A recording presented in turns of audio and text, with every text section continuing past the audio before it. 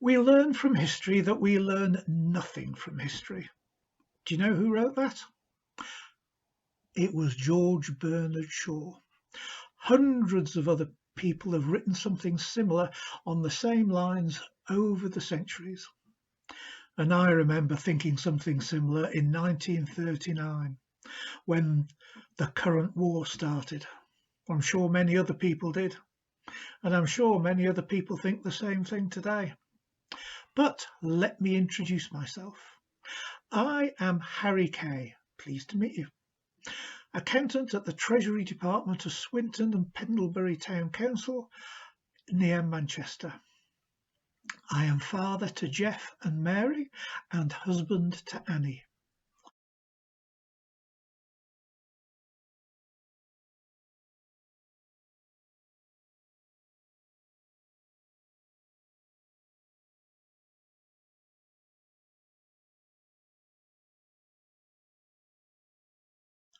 But more pertinent to this story, I was Private Harry Kay of the 8th Battalion Seaforth Highlanders. I was proud to serve my country from 1915 through to 1919 in France and Belgium. But now it's June the 26th, 1944, very late at night, almost midnight. D-Day has started. We've done little else today other than listen to the radio and read the newspapers about it. And I've been reflecting on history in general, and my history too, and what history is yet to be written about our family. See, I have my war medals, about the only nice souvenir I got out of that particular war, but I'll tell you a bit more about it.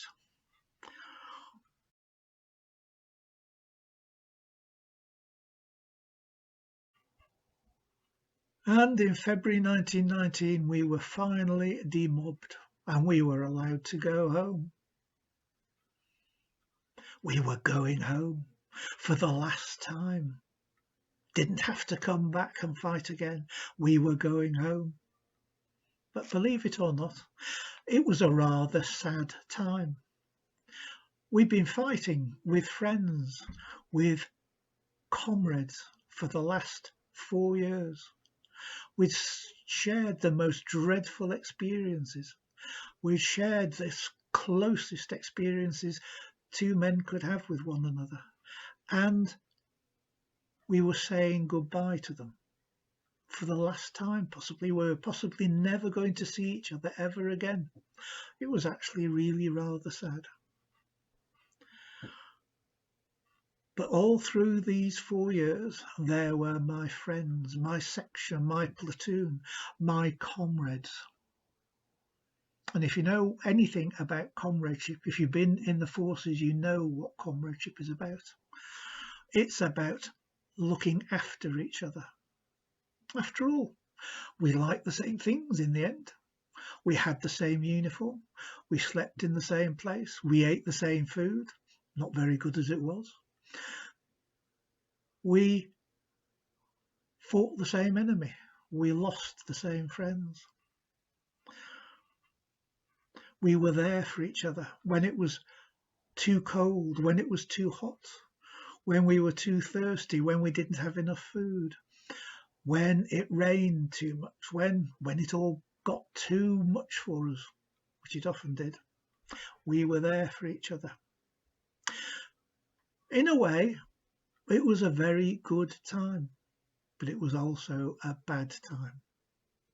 And it was nothing I wanted repeated for anybody, but it was being repeated. We've been at war now for 4 years, a different sort of war. And it wasn't being fought 300 miles away from England, from Manchester, like my war. Bombers were bringing it to us, the ordinary people at home. Manchester was being bombed. Every city in the country was being bombed. None seemed to be spared the physical effects. My daughter had been evacuated to North Wales at the start of the war, away from the danger. Look, her identity card. That is one of the saddest bits of paper I am aware of.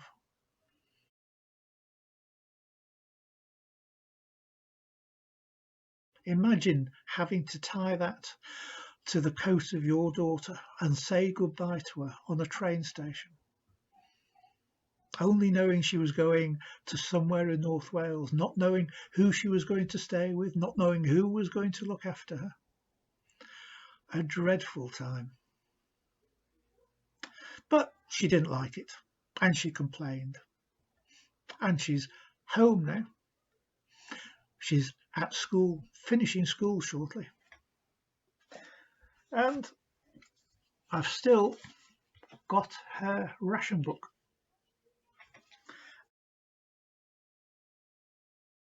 And I've still got her old identity card from when she was younger. She's got the grown-up one now.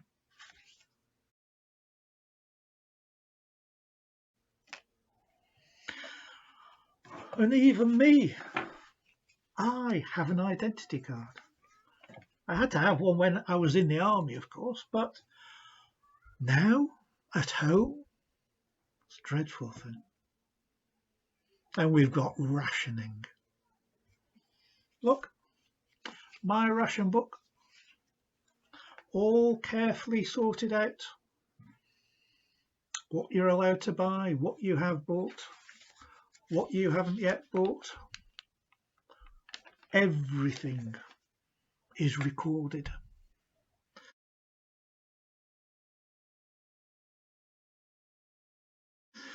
The rationing didn't affect me in the army in the First War. We ate quite well. Well, quantity anyway. It's certainly affecting me now, and I'm hungry. Any offers of anything, ladies and gentlemen? A sandwich, a pork pie, a sausage. How I'd like a sausage right now. Even a cup of tea is a treat these days. And as for a Sunday joint, well, I've not seen one of those in 4 years. But just a sausage, stuffed with real meat this time. Do you know what we had for breakfast today? No. Bread and dripping. Any of you remember bread and dripping? It's actually quite tasty, really. Certainly dripping. But the flour's not very good and the bread isn't very good. Still, we had our breakfast. While I'm at work, Annie has to queue for food every day. And as for our back garden, can we grow any food? No. I got myself a good job. So I thought I would splash out and be posh and buy myself a car. And I built a garage for that car right in the middle of our back garden. And now there's not enough room to grow real fresh vegetables, real carrots, real potatoes, some good greens. Oh, that'd be nice. But it's now the garage for my car. And can I use the car? No, because of petrol rationing. I have to walk to work. There aren't enough buses. And at work, I've got to make sure we don't waste paper, we don't waste pencils, we don't waste ink. And in winter, I've got to walk home because there aren't any street lights. They're blackout. And sometimes in the foggy, black winter nights, I've even lost my way home. A trip that I've been making for years. I lose my way home. It's dreadful. And I can't even get new clothes. Annie spends her evenings mending our clothes when she can. Now look at this waistcoat. Can you see this? It hardly fits around my waist. And I'm missing buttons and everything. I'm not going to get another one of these till after the war. And it's too small. Can you see? I usually leave it open. And no, it's not because I'm fat. You can't possibly get fat on ration food, believe me. I've tried. We haven't got much coal either, even though it's a coal mining area. There are coal mines actually underneath our house, but there's no coal. I wasn't used to any of this. I had different privations in World War One, but I even have to work in the evenings and at some weekends. I'm a fire watcher with the civil defence. Look, got to carry around a gas mask with me as well. Still, I can carry all sorts of other things around with me, like a lady's handbag, quite useful. Although don't tell anybody I do, it's not allowed. It wasn't until 1940 that the real bombing started round here. In August, our area was hit very badly. But it was in Christmas of 1940 that the bombings became really bad. Manchester was set alight by the raids. It was a really strange feeling, hearing the bombs going off and the flashes and the crashes. And it was even more different because I didn't have any guns on me. I wasn't armed. I couldn't fight back. It was so frustrating. When the air raid went off, I was almost helpless. Anyway, enough of me and my troubles.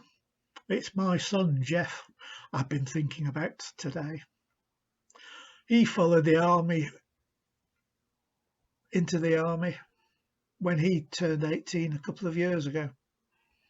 All his school friends had got into the Air Force and became pilots, but he had ear problems. So that wasn't going to put him off doing something spectacular. He managed to join the Royal Marines as a commando. I tried to sign up too, but I'd been gassed at Passchendaele and been declared unfit. We've only seen Jeff a couple of times since he joined. He rarely gets leave. And when he does come back, he always wants to go and see his sweetheart Joyce. He writes home as infrequently as I used to do in the war.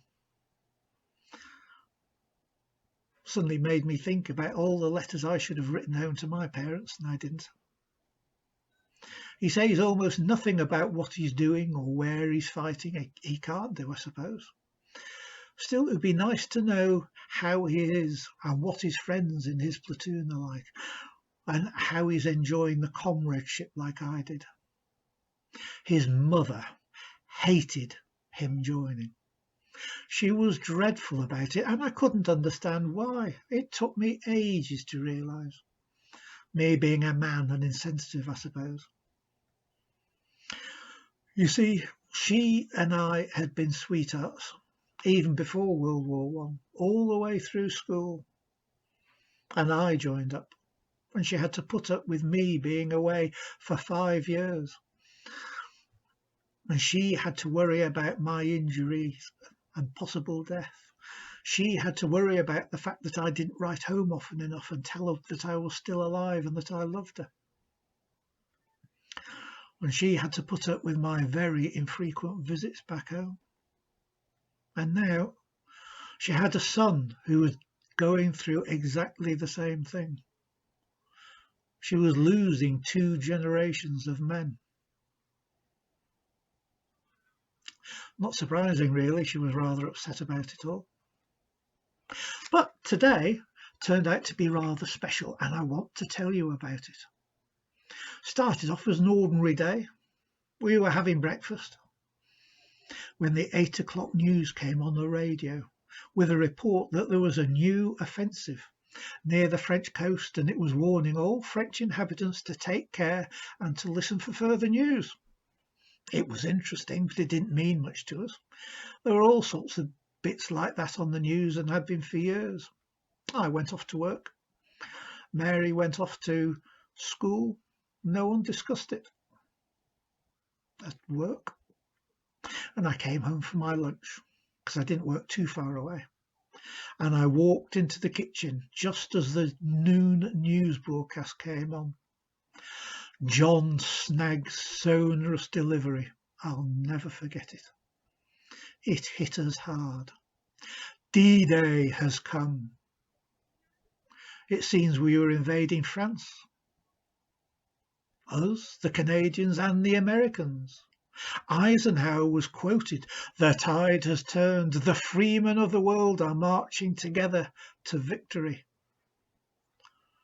And we got Churchill's statement. "During the night and early hours of this morning, the first of a series of landings in force upon the European continent has taken place. In this case, the liberating assault fell upon the coast of France. An immense armada of upward of 4,000 ships, together with several thousand smaller craft, crossed the Channel. Massed airborne landings have been successfully effected behind enemy lines, and landings on the beaches are proceeding at various points at the present time." And it went on and on.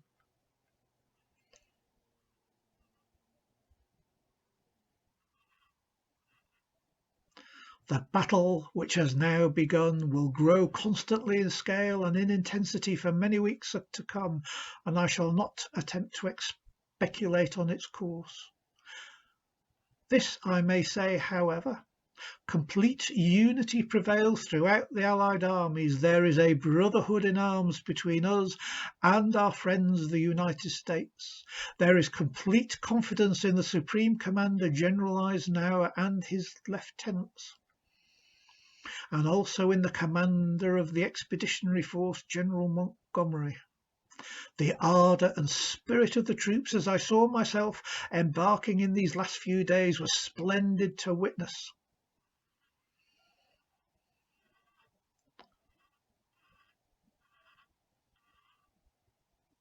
Fighting is proceeding at various points, but all this, although a very valuable first step, gives no indication of what the course of the battle in the next few days and weeks. It is therefore a most serious time that we enter upon. Thank God we enter upon it, and with our allies all in good heart and in good friendship. And the King was going to address us all at 9 o'clock tonight. We were sat at the table, Annie and I, holding hands. I welled up, and Annie just cried. We both suddenly knew where Jeff was. He was commanding a tank somewhere in that invasion. We hadn't heard from him for weeks, but all of a sudden, about 10 days ago, all his civilian kit arrived, wrapped up in brown paper and tied up with string, and there was a note from him telling us to keep it safe. Now we knew why we had it. I sat with Annie and held her hand, and she eventually got up and walked up and put a kettle on the stove. I walked into the back garden. My mind was drawn back to my battlefields. The roar of the guns, the exploding shells, the crackle of the machine guns, the whistle of bullets. The sight and sound and smells of war came flooding back. I was back in the trenches. The fear, the mud, the death. I remembered the tanks too. I was at Fleur de la Courcelette on the Somme when they first appeared in the English lines for the first time.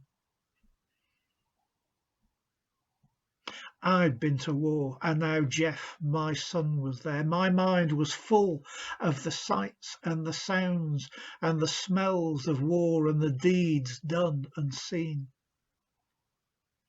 A flapping got my attention and broke the spell. The barrage balloon tethered to the cinema car park behind us was blowing in the wind, reminding me again that war was closer than ever before. I didn't go back to work that day.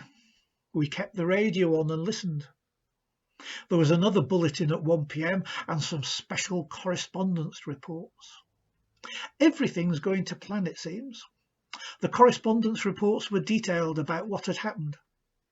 Correspondents driving through southern England over the past days, describing it as one huge arms dump and army camp. It stretched dozens of miles from the coast.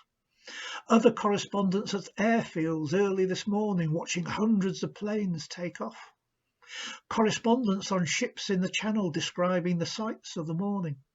Even more correspondents flying on bombers over the Channel, describing the hundreds and hundreds of ships, all sizes, afloat on the water. Other correspondents described the King's visits to our troops in the days before. We wished our daughter Mary was here with us, but she was still at school. I waited patiently until the newspaper was published and on the streets. Didn't happen till early evening. At 4 o'clock, the corner shop had them and I rushed out to buy one. Everybody was after a copy and there was a big queue. I missed out and had to wait half an hour for another delivery. Friends and neighbours were in the queue as well as people I didn't know. I saw some men who'd been in France the first time, fighting. Some of them just nodded to me and kept their own counsel. George, who was a sailor in World War I, came over and we started talking about it, reminiscing about old friends, some of whom had come back and some of whom hadn't. We talked in general terms about what was happening. I think we both consciously avoided talking about it in any detail because we both had children fighting in it. A woman further down the queue started fighting and another comforted her. Someone started singing, "Wish me good luck as you wave me goodbye." Oh, good old Gracie Fields. She was a local lass to Manchester and we had been to see her before the war. Several women joined in. I had no singing voice and to be honest, I'm not sure I could have joined in. It would have been a little bit too emotional. And then one of the men started singing an old trench song and automatically I joined in. Pack up your troubles in your old kit bag and smile, smile, smile, while you've a Lucifer to light your fag. Smile, boys, that's the style.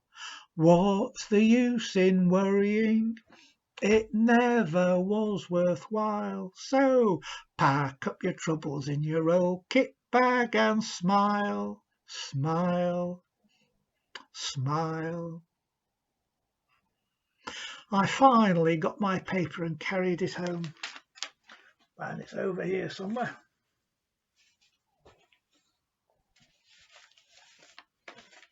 Here we go.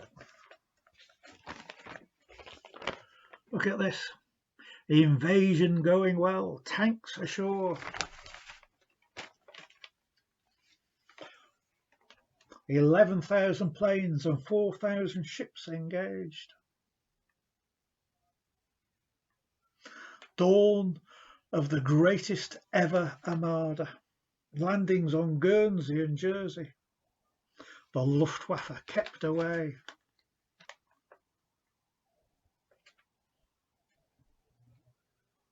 We landed at low tide to miss mines and underwater obstacles.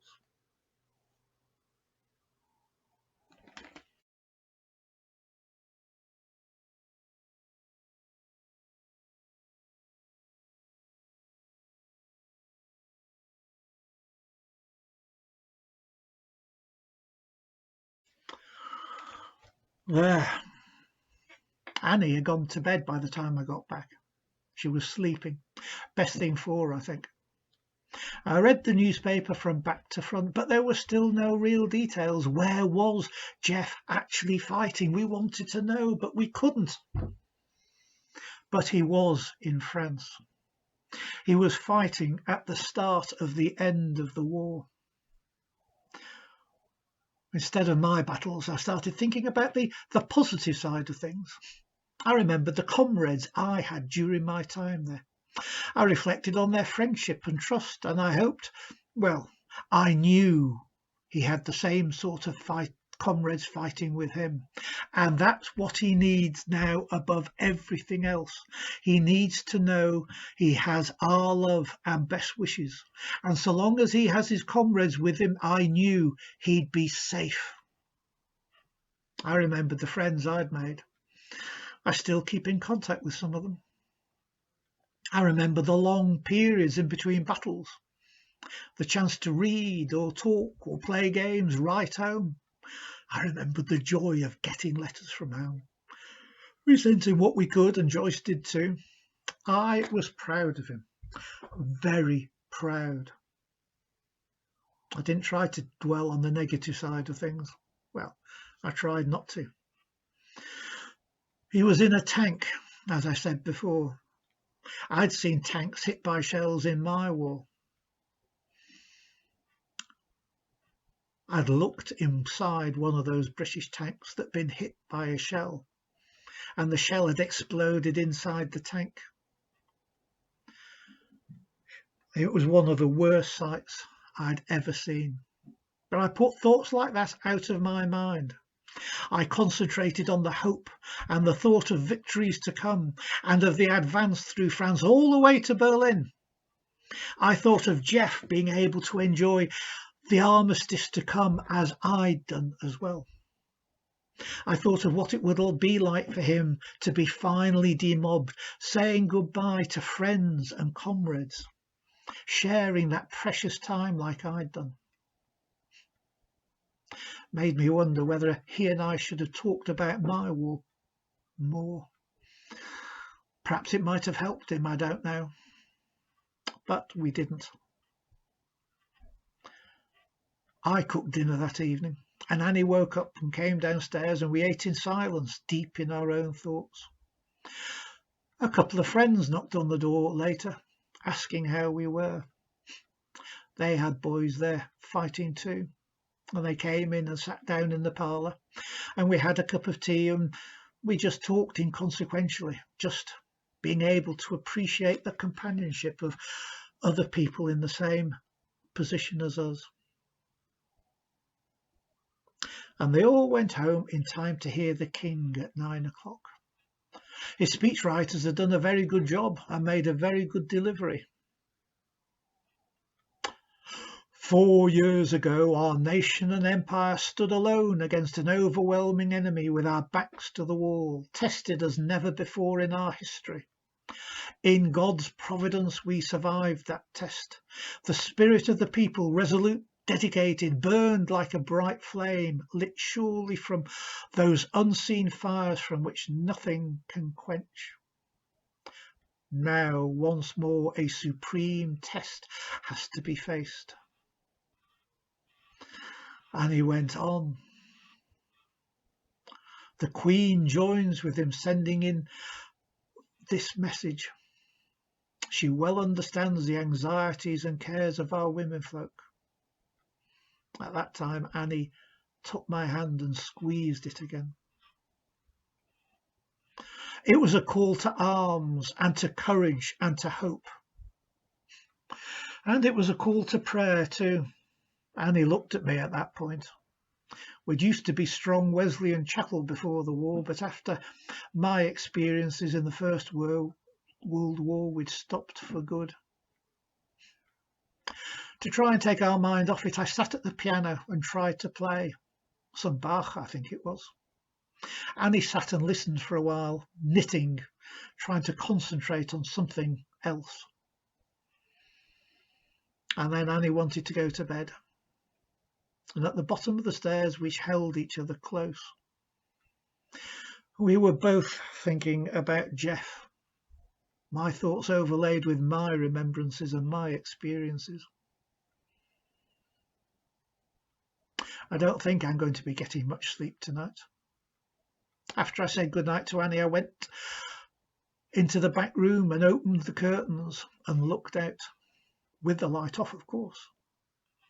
In between the blast tape on the glass, I looked out towards Manchester town centre. The searchlights were still crisscrossing the sky, but there was no sign of German planes. I wonder why.